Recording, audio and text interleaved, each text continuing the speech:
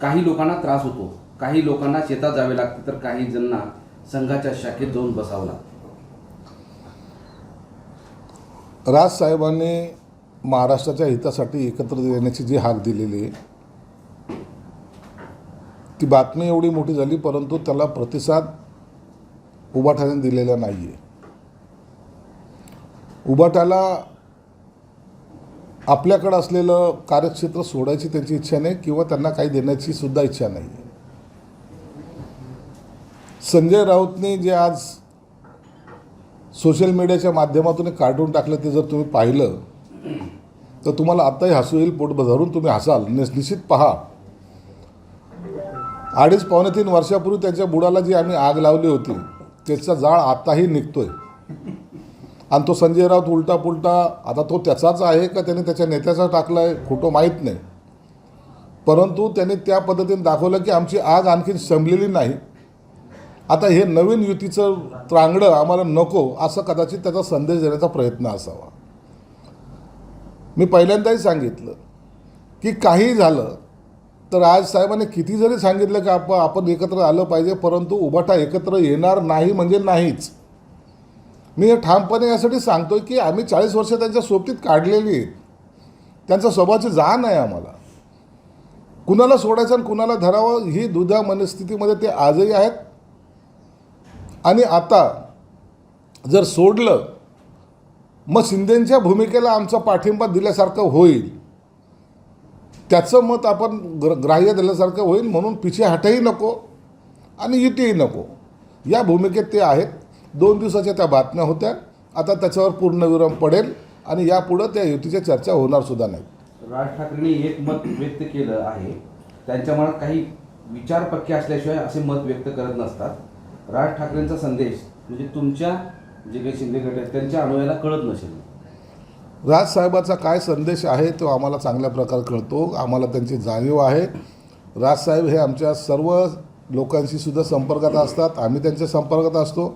एक आमचं नातं आम्ही आजही टिकून ठेवलेलं आहे. म्हणून राजसाहेबाचा संदेश न कळणारे एवढे आम्ही दूधखोळे नाहीत. एकनाथ शिंदेने जी काय सध्या राज ठाकरे उद्धव ठाकरे युतीवरती टिप्पणी केली आहे, तर संजय राऊत म्हणाले की आज तुमच्या बुडाला आग लागली आहे, उद्या प्रत्यक्षात युती झाल्यावर काय स्वतःला जाळून घ्याल का? तुम्ही एकदा युती तर करा ना. आत्महत्या करायचा वेळ कुणाकुणावर येणार आहेत ना ते तुम्हालाच कळेल. 1 नंबर आत्महत्या कोण करेन, 2 नंबर कोण, हे सगळं जे आत्महत्या करणाऱ्यांची लाईन आहे ना, हेच लोक युती होऊ देणार नाहीत. ही चांडाळ चौकडी कधीच युती होऊ देणार नाही. मी हे वारंवार सांगतोय.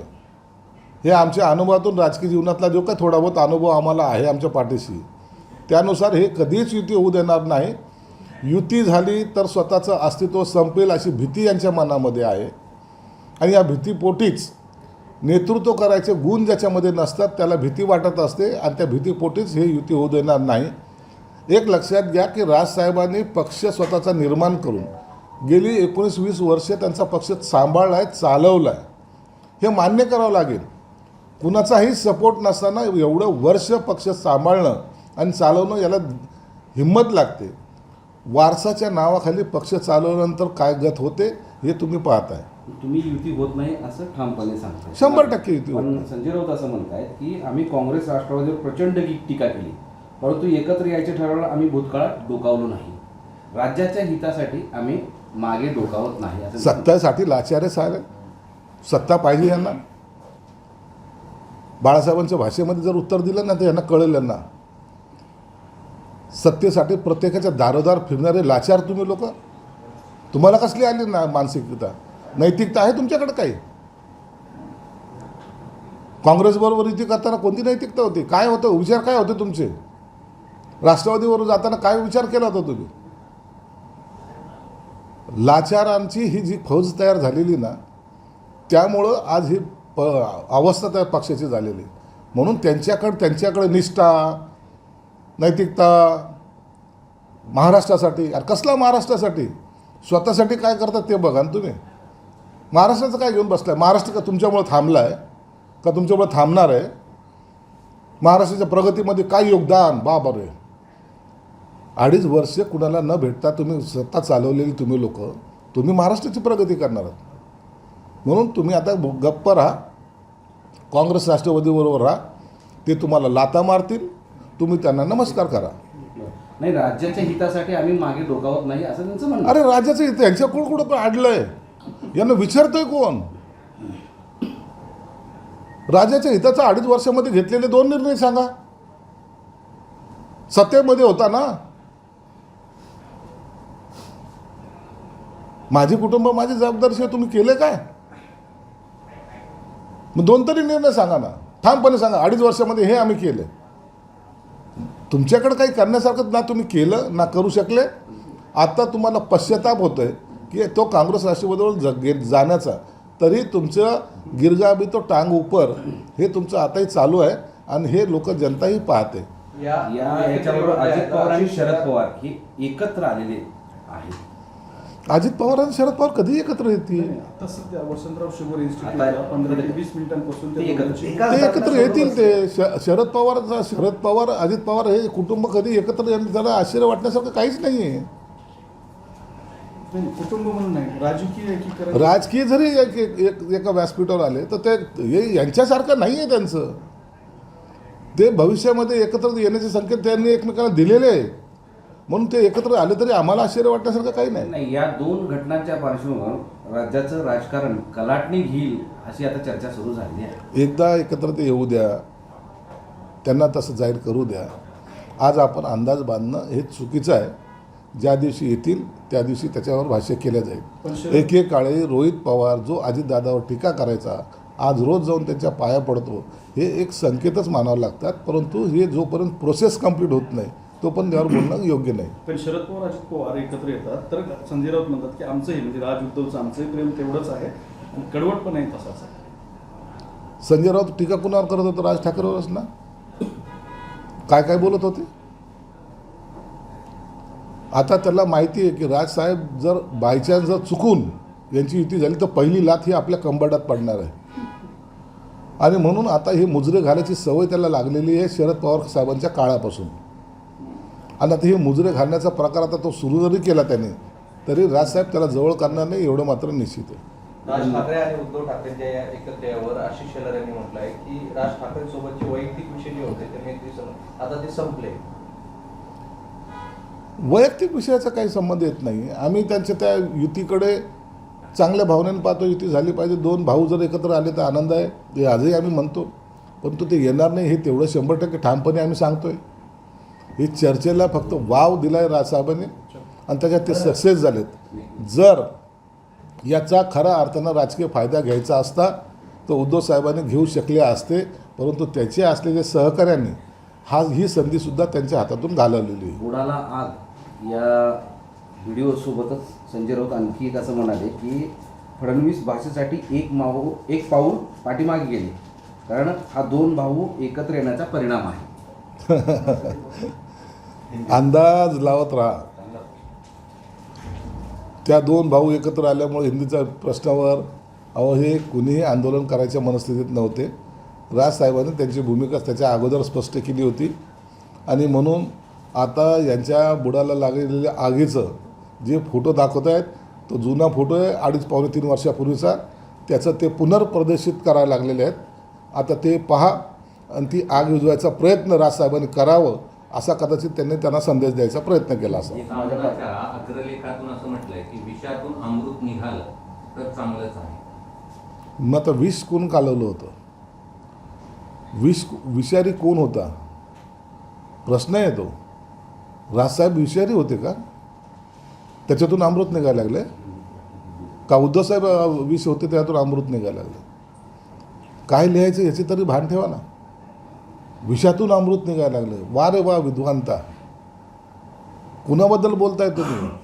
म्हणून 100% तुम्हाला नाही 1000% सांगतो ही युती होणार नाही.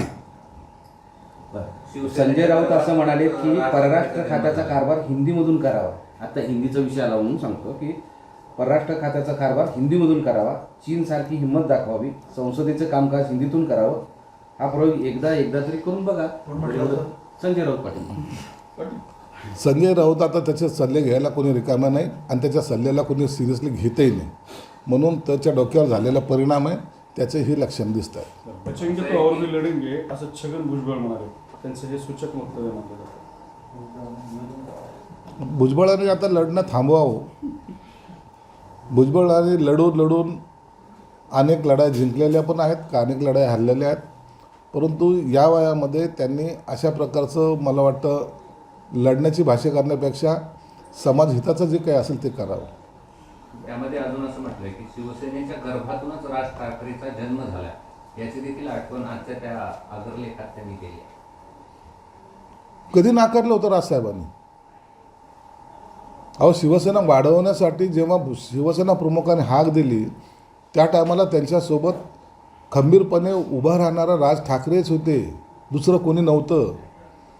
हे जे आत बोंबलतायत ना, हे तर दिसतही नव्हते किलोमीटर दूरपर्यंत. राजसाहेबांनी निश्चित योगदान आहे. विद्यार्थी सेनेचे अध्यक्ष म्हणून त्यांनी त्यांचा प्रवास सुरू करून अख्खा महाराष्ट्र पिंजून त्यावेळेला काढला होता. म्हणून त्यांचं योगदान पण आहे आणि ते रक्तमांसाचे पण आहेत. परंतु काही लोकांना रक्तमांसाच्या लोकांकडे बरोबर राहणं हे संयुक्तिक वाटत नाही. म्हणून स्वतःचे भाऊ असेल काय चुलत भाऊ असेल यांना दूर सारण्यातच त्यांचं आयुष्य गेलं. उपमुख्यमंत्री एकनाथ शिंदे काल बरेच चिडलेले पाहायला मिळाले या प्रश्नावरूनच. त्यांना माहिती आहे ही फक्त चर्चा आहे, काय घडणार नाही त्यातून, आउटपुट झिरो आहे. एवढंच ना. नाही, चिडायचं काय, तो प्रश्नच नाही आहे. या उद्धवचा स्वभाव सर्वांना माहिती आहे, म्हणून ते त्यांना सिरियसली घेतलेलंच नाही त्यांनी. राहुल गांधी परदेशात जाऊन त्यांनी जी स्टेटमेंट केली त्यावर आपली काय प्रतिक्रिया? राहुल गांधीला वर्ष 2 वर्षामध्ये एक झटका येत असतो देशाच्या बदनामी करण्याचा.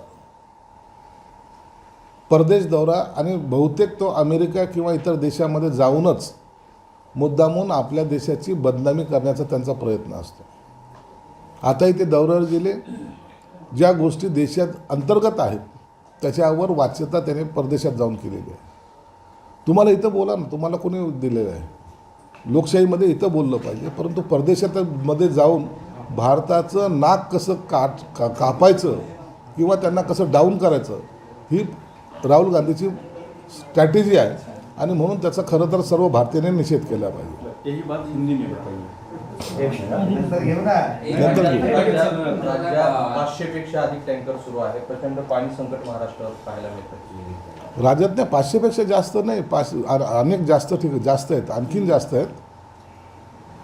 आमच्या शहरातच जवळपास आता 150 टँकर इथं आहेत. म्हणून टँकरची संख्या वाढलेली, पाण्याचा जो अभाव आहे त्या अभाव कुठे शासनाने सुद्धा सगळ्याला निर्देश दिलेले आहेत की टँकर कुठेही कमी पडता कामा नये. महिला ज्या आहेत भगिनी त्यांना 3-3, 4-4 किलोमीटर अंतरावर जाऊन एक हांड्यासाठी फिरावं लागते. तर त्या ठिकाणी टँकर पोचले पाहिजे ही शासनाची नीती आहे. आणि मला वाटतं त्या पद्धतीने टँकर वाढले तरी हरकत नाही, परंतु लोकांना पाणी मिळालं पाहिजे. 15 दिवसापूर्वी अवकाळी पाऊस झाला, मात्र अवकाळी पावसाचे पंचनामे अजून झाले नाही. फक्त 18% पंचनामे झालेले आहेत. आणि संभाजीनगर, जालना, परभणी, हिंगोली, नांदेड या 5 जिल्ह्यामध्ये 0% पंचनामे झालेले आहेत. ज्या ठिकाणी अति नुकसान झालेले त्या ठिकाणचे पंचनामे चालू आहेत. जे किरकोळ स्वरूपाचे आहेत त्याच्यासुद्धा त्याच्या सूचना या जिल्हाधिकाऱ्याला देण्यात आल्या. राजू शेट्टीने अजित पवारांना प्रश्न विचारला की राज्याची आर्थिक स्थिती माहिती होती, 7-12 कोरा करू शकत नाही. अजितदादांना माहीत होतं, मग अजितदादांनी शेतकऱ्यांना का फसवलं? शेतकऱ्याला कुठेही फसवलं नाही. शेतकऱ्यांना जे काही देता येईल ते देण्याचा प्रयत्न सरकारचा आहे. वर्षकाठी त्यांना मिळणारी मदत आहे. पीक विमाचा प्रश्न आहे. जे शेतकऱ्यांना विमा कंपन्या फसवायचे त्यांच्यावर केलेली कारवाई आहे.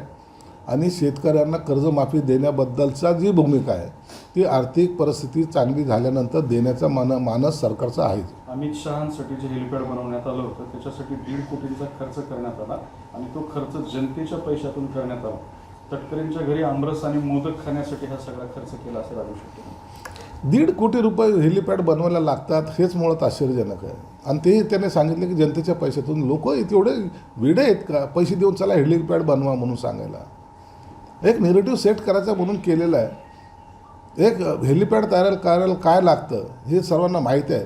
म्हणून मोठी फिगर सांगितल्यानंतर काहीतरी अचंबित काहीतरी केलं आहे हे सांगण्याचा त्यांचा प्रयत्न आहे. ज्यांच्याकडे ते पाहुणे म्हणून गेले त्यांनी स्वतः जर खर्च केला असेल तर त्याच्यावर ऑब्जेक्शन घेण्यासारखं काही नाही. याला जोडून PWDने असं पेपरमध्ये जाहिरात दिली 1.5 कोटीची. तेवढं जाहिरात दिली PWD, एवढा खर्च लागला तुम्ही मग जनतेचा पैसा जनतेकडून जर PWDने एवढा पैसा जर त्याच्यावर खर्च केला असेल तर ते चुकीचं आहे. कोणतंही हेलिपॅड 1.5 कोटीमध्ये बनत नसतं. फार किरकोळ एका कार्यक्रमाला जर यायचं असेल तर फार किरकोळ खर्च त्याच्यावर असतो. असलेल्या ठिकाणी पाणी मारणे, त्याला साफसफाई करणे, एवढा तो काही खर्च असतो. त्याला 1.5 कोटी लागण्याचं काही कारणच नाही. छत्रपती संभाजीनगरचा पाण्याचा जो प्रश्न पेटलेला सध्या, तर परवाच्या दिवशी पालकमंत्री मुख्यमंत्र्यांसमोर सगळे अतुल सावे, त्याच्यानंतर बोराळकर, कराड यांनी मागणी केली की हे प्रश्न सुटत नाही, याच्यावर काहीतरी तोडगा काढा. मग आता कंत्राटदारासहित सगळ्या अधिकाऱ्यांसहित मुंबईत बैठक ठेवलेली आहे पाण्याच्या प्रश्नासंदर्भात. CM स्वतः त्याच्यासाठी हे करतात.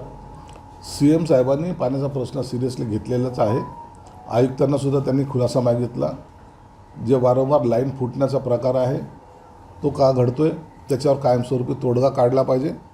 आणि MGPच्या अधिकाऱ्यांनी ज्या चुकीच्या पद्धतीने या ठिकाणी पाईपलाईन बिछवण्यासाठी त्यांचे मार्गदर्शन केलं त्यांनी, ते सुद्धा त्याच्याबद्दल सुद्धा आक्षेप अनेक आमदारांनी घेतलेला आहे आणि पदाधिकाऱ्यांनी घेतला आहे.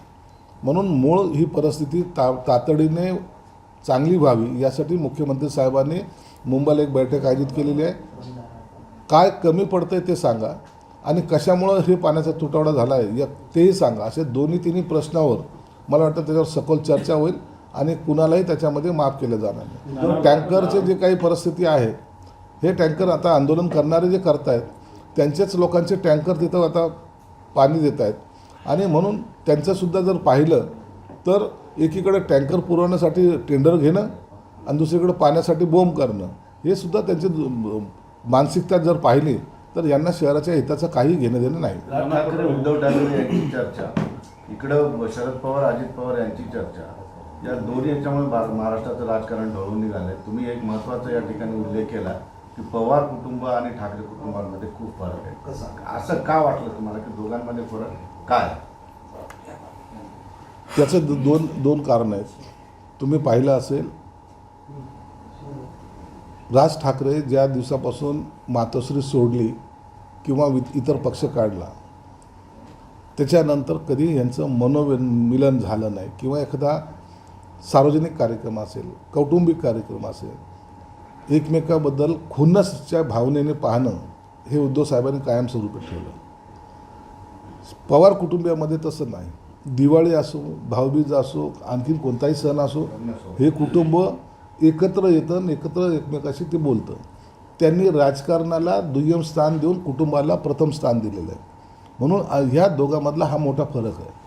म्हणून उद्या शरद पवार आणि अजित पवार जर एकत्र जर तुम्हाला दिसले तर त्यात काही आश्चर्य वाटण्यासारखं नाही. त्यांनी स्वतःच कबूल केलेलं आहे की आम्ही राजकारण हे बाजूला ठेवतो, कुटुंबाला ही प्राथमिकता देतो. म्हणून उद्या त्यांची एकत्रित येऊन पुन्हा एखादं नवीन समीकरण त्यांच्यामध्ये घडू शकतं. परंतु ती वस्तुस्थिती उद्धव ठाकरे आणि राज ठाकरे साहेबांमध्ये नाही. राज ठाकरेंनी तो प्रयत्नही करून पाहिला. लीलावतीमध्ये स्वतः येऊन त्यांनी गाडी घेऊन चालवत त्यांना घरापर्यंत सोडलंही. परंतु त्याच्यानंतरचा जर तुम्ही परिणाम पाहिला तर त्याच राज ठाकरेवर उद्धव ठाकरेंनी केलेली टीका, जहरी टीका, ही आताही ते विसरत नाहीत. आणि म्हणून हा फरक त्या कुटुंबात आणि या कुटुंबात आहे. उद्धव ठाकरेंकडूनच होईल असं ठाम सांगता 100%. कारण की त्यांच्या घरातले लोक, त्यांचे भाऊ त्यांच्याबरोबर नाहीत. नातेवाईक म्हणून कोण आहे? त्यांच्याकडे कोणी नसतं. म्हणून त्यांचा एक विचारच वेगळा आहे. त्यांना कुणी जवळ आलेलं तर त्यांना अस्थिर वाटतं, भीती वाटते, धोका वाटतो आणि त्या धोक्यामुळं ते इतरांजवळ करण्याच्या भानगडीत पडतच नाही. बरं, शरद पवार अजित पवार व्यासपीठावर आले परंतु ठीक होतं. मग आता जे आहे तर शरद पवारांच्या कॅबिनमध्ये अजित पवार गेले आणि 15 मिनिटं बंद दारावर चर्चा सुरू आहे. तुम्ही म्हणाले की एकत्र येण्याची सुरुवात आहे. होऊ शकतं ना, राजकारणामध्ये काही घडू शकतं. त्याच्याबद्दल आता घेस लावण्यात काय अर्थ आहे? सत्तेमध्ये राहणं हे पवार कुटुंबाचं पहिल्यापासून धोरण आहे. सत्तेमध्ये ते राहतात. उद्या ते एकत्रित आले तर त्याच्यात आश्चर्य वाटण्यासारखं काहीच नाही आहे. नाना पटोले म्हणाले की शेतकरी आता या सरकारला त्यांची जागा दाखवतील म्हणून. काँग्रेसला लोकांनी जागा दाखवली. तुम्ही कुठं स्टेटमेंट देता म्हणा.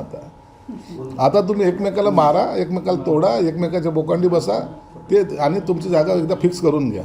उगाच असे वक्तव्य करून आणखी दुसऱ्या कोणत्या तरी वादाला तोंड फोडू नका. बरं सर, शरद पवार, अजित पवार आणि तिकडे 2 ठाकरे एकत्र आले तर तुमच्या सत्तेला धोका तर निर्माण होणार नाही ना? बिलकुल आम्हाला आनंद होईल आणि त्याचा पेढे वाटायचा कार्यक्रम आम्ही स्वतः करू. नाही, तुमच्या सत्तेला तर काही धोका काही निर्माण- धोका नाही, आम्ही स्वतः आता पेढे वाटू. सगळे म्हणजे पवार वगैरे सगळे ना तर पहिले एकत्र नव्हतेच का हे?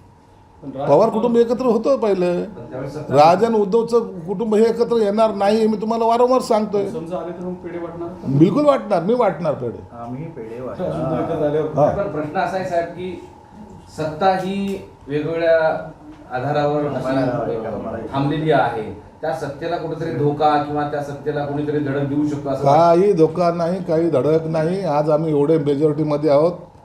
यांनी कितीही प्रयत्न केला तर आमच्या सत्तेला कुठेही धक्का लागणार नाही.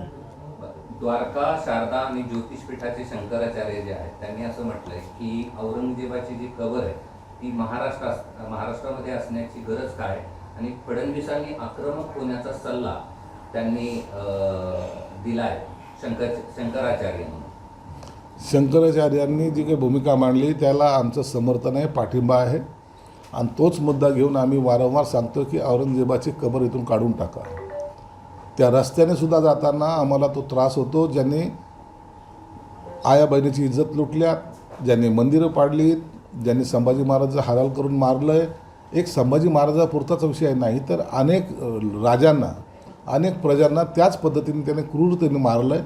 त्याची आठवण किंवा त्याची निशाणीसुद्धा आमच्या या शहरात नको, ही आमची मूळ मागणी आहे. आजही आम्ही त्या मागणीवर कायम आहोत. अंमलदारांनी ह्या तुमच्या औरंगजेबाच्या पुतळ्यावर उत्तर केले की पालकमंत्री फक्त औरंगजेब करतात म्हणे. पाण्याचं काय चाललंय त्यांना काही याच्या संदर्भातलं काही गांभीर्य नाहीये. नाही, नाही, आम्ही- जळगाव शहरामध्ये 15 वर्ष झाले तिथं आम्हाला नाहीये. या सर्व गोष्टीची जाणीव आहे आणि आम्ही त्या पद्धतीने जातो. मी पाणी प्रश्नासाठी तिथं जाऊन आलो, सर्व पाहिलं आहे आणि त्याच्यामुळे हा प्रश्न सुटायला मार्ग सुद्धा लागलेला आहे.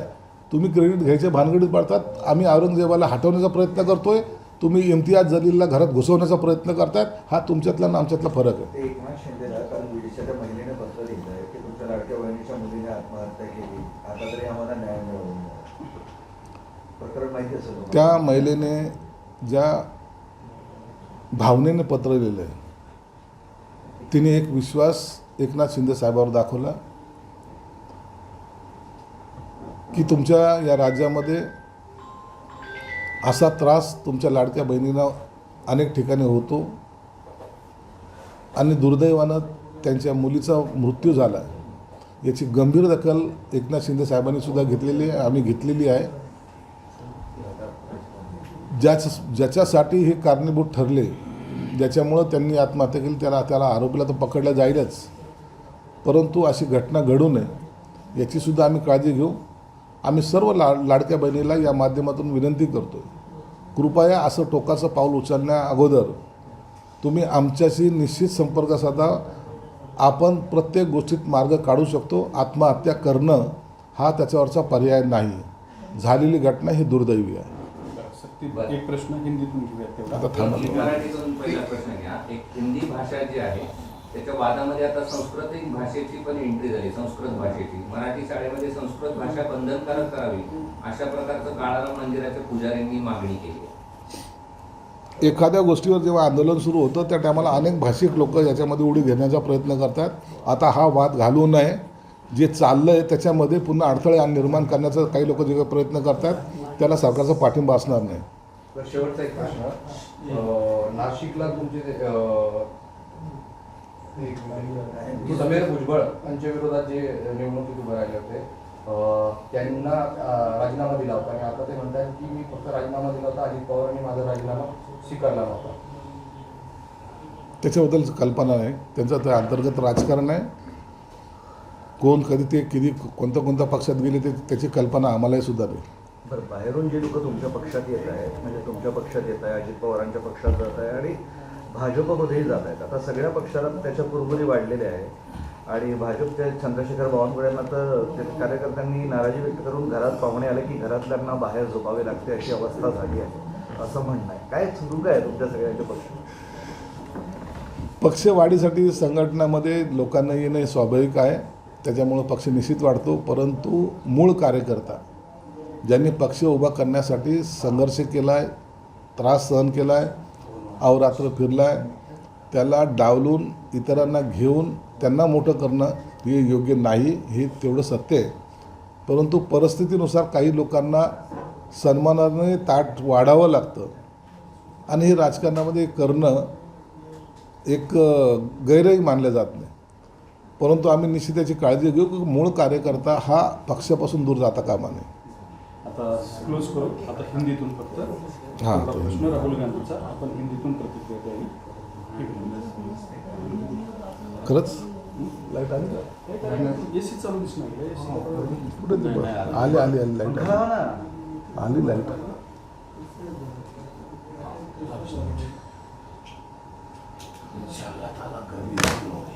मर रहा हूँ करने से.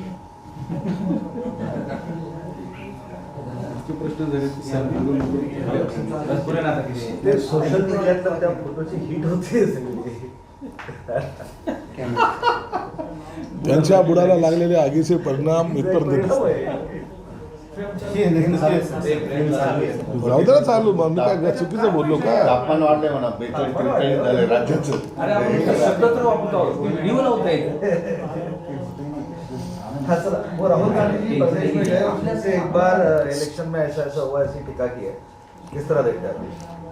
राहुल गांधी को कभी भी देश के बारे में ना प्राथमिकता उन्होंने दी है न कभी देंगे.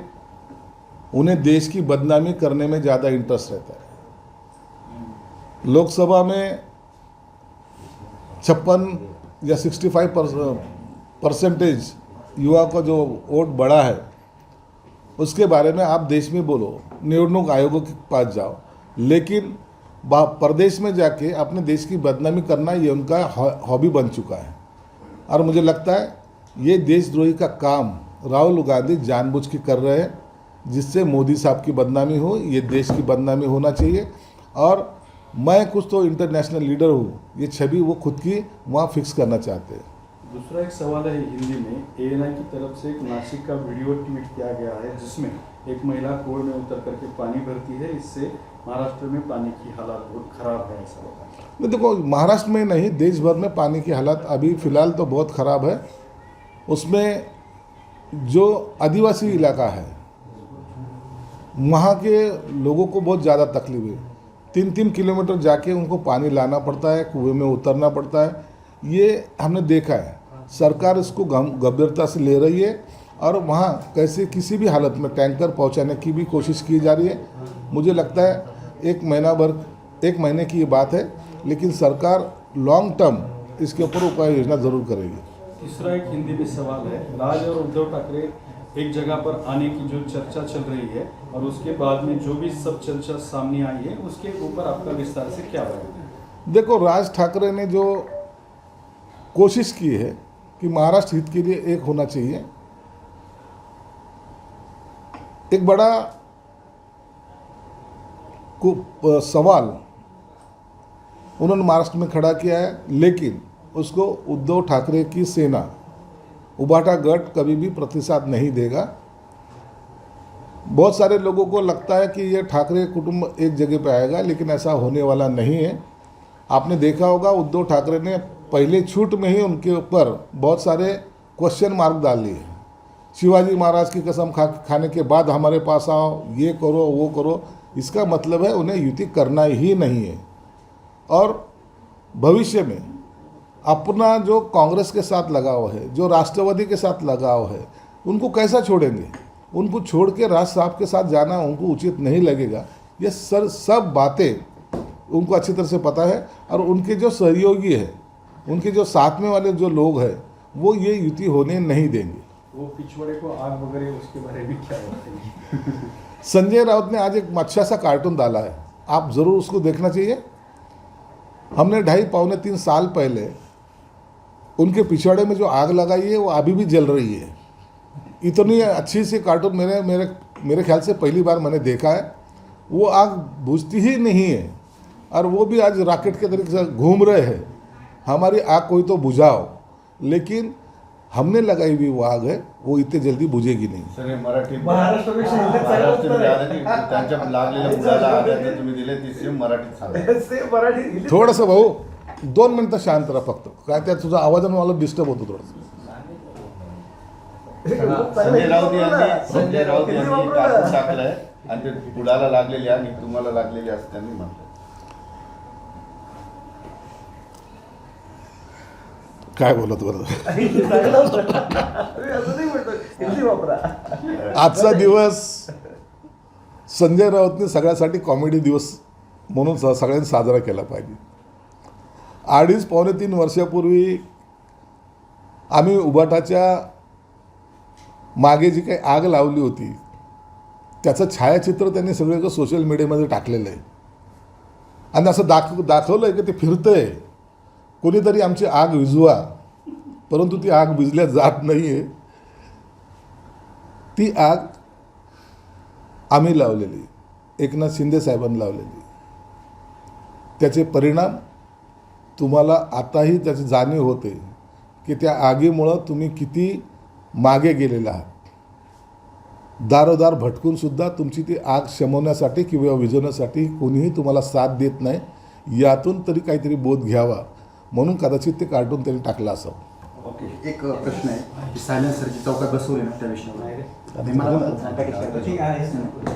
जे पुणे बादशाह आहेत ते सायलेन्सर गाडीला बसवतात, ठोके वाढवतात, त्याचं प्रदर्शन केलं संभाजीनगर. काही यंग पोरं, जनरेशनचे पोरं बुलेटमध्ये असे सायलेन्सर लावतात, त्याच्या फटाक्यासारखा आवाज होतो, बॉम्बसारखा आवाज होतो आणि रस्त्याने जाणारा माणूससुद्धा त्याला घाबरतो.